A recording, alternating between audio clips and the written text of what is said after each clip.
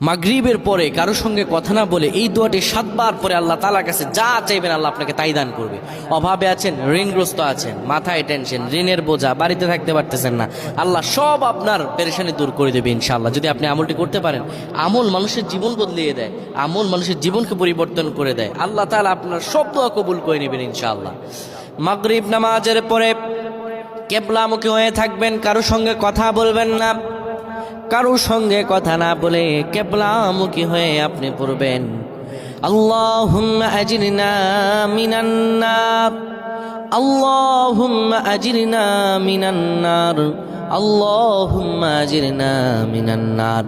যদি এটি আপনি মাগরিব নামাজের পরে কারো সঙ্গে কথা না বলে পড়ে 7 বার পরে দুটি হাত তুলে আল্লাহর কাছে দোয়া করেন, আল্লাহ জাহান্নামের আগুন থেকেও বাঁচাবেন এবং আল্লাহ আপনার সব দোয়াগুলো কবুল আর মঞ্জুর করে নেবেন।